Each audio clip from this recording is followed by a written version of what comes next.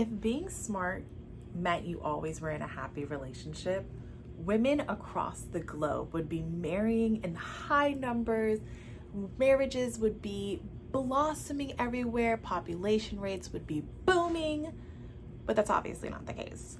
Because if so, babe, we wouldn't be single. We would be happily in love.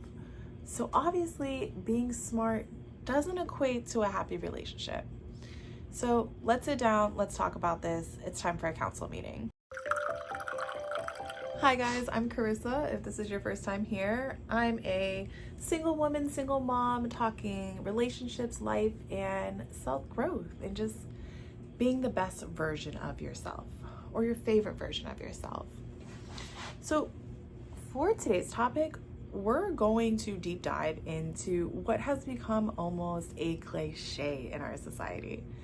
It's almost like if you are a successful woman financially or in life, it's almost expected that you're supposed to be doing poorly in relationships. It's become something of the norm. And if you are in a relationship, it's usually with someone who is recycled material. They are someone that should not be even on the same level breathing your air. And I have truly had to check that in myself and my friends and just the society as why are we like this? Why as successful women do we seem to accept gutter trash material?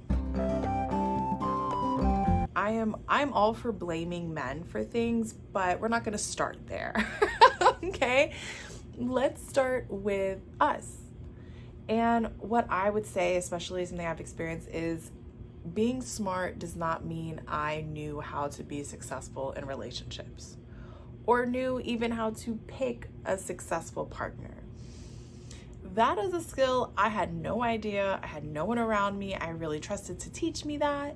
I hadn't seen really good examples of it, so I didn't have the knowledge for it. Unlike with being educated when it comes to academics or finances, there is damn near a YouTube video or a class you can take, a school you can go to teach you something. That is not that hard to learn a new subject of interest. But when it comes to relationships, it's not simply about retaining the knowledge and gaining the knowledge. It's about actively engaging with it.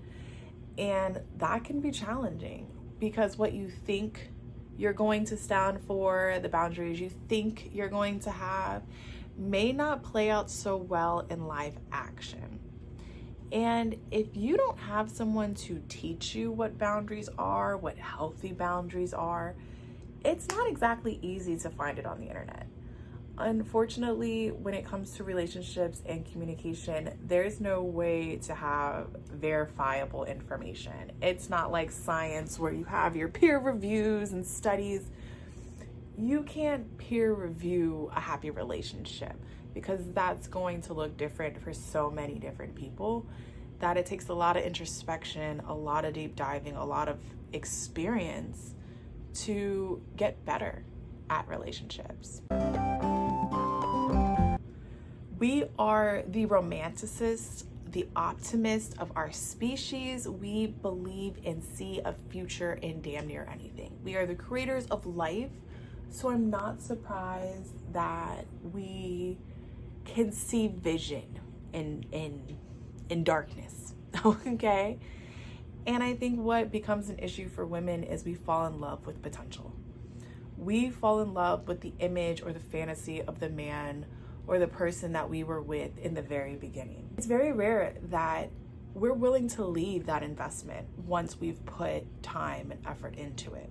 It's almost like a business you don't want to give up when you're in a bad relationship. You're like, well, if I keep working harder, it's going to get better if I just put more of my time, my love, my affection into this project. Something positive is going to come of it.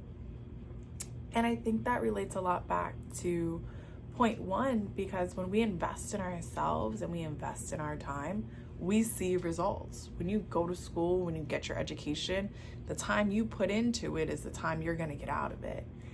And we equate that being the same in relationships, that if I just work really hard and I put a lot of effort into this, it's going to work. And that's not the case. You can pour all of your love and affection into someone and realize that their 100% will really never match your 10.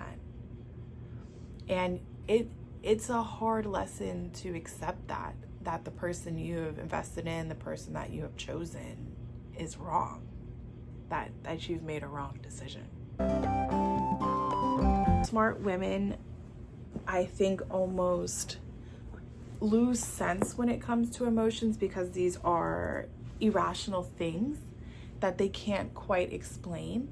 So they think by having patience or filling things with kindness that they are going to form success there. And I really truly feel that the opposite is true.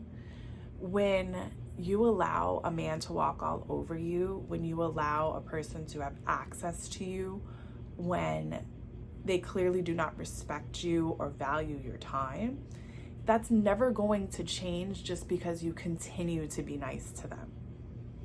You know, the saying, once a cheater, always a cheater, has some truth in it, in the sense that if you allow a man to cheat on you once and you welcome him back in with opening arms, with no consequences and no punishment to this, then what's to stop him from doing it again?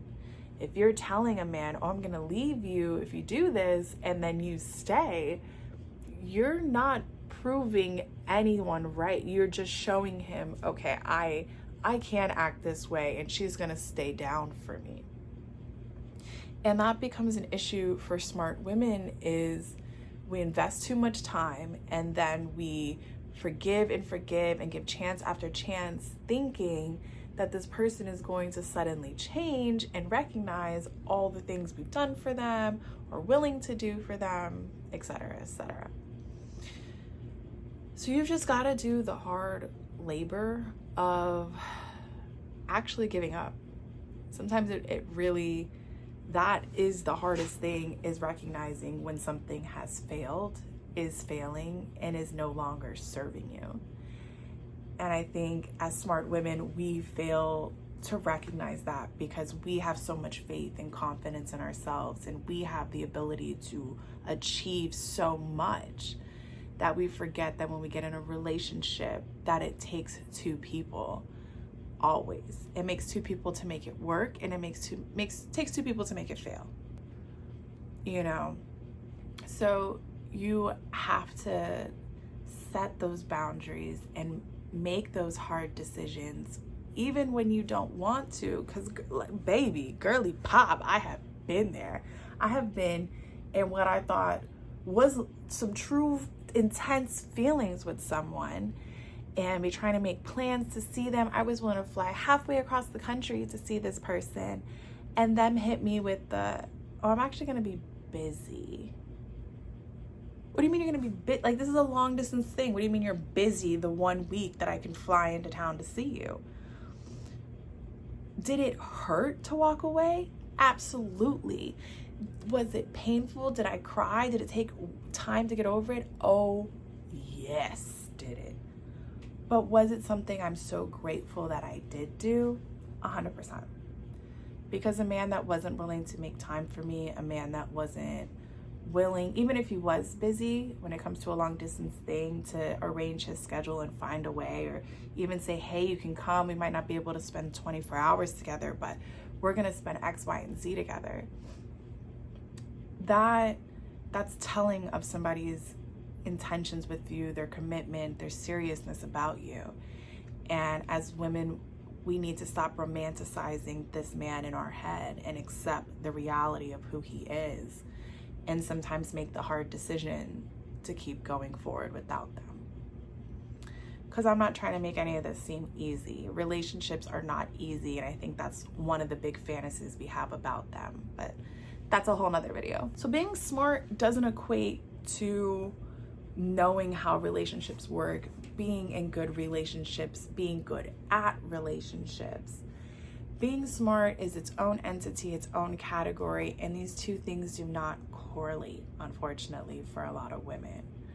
And it's our job to really self-examine what our standards are, what our issues are, and raise the bar like as a unit, which I think is also a problem for all women, because so many women have lowered their standards. We have allowed, especially American men, to just act like they have no house training. Like they're just lost in the store like children, hiding in clothing racks, popping up at you. Like they act like they've been unattended for far too long. So we as women have to step up and raise our own standards as a unit collectively and say this is not acceptable. This wasn't acceptable when you didn't allow us to vote, and it's not acceptable when it comes to being in relationships. Like y'all need to up your game. Royalty, this is not an easy thing to navigate. Being a smart, educated, independent woman is something relatively new, just historically wise, we're stepping into. So we are navigating new waters, new experiences. It is gonna take time for things to adapt. So it's not just you, babe. There's a whole group of us out here struggling and learning together.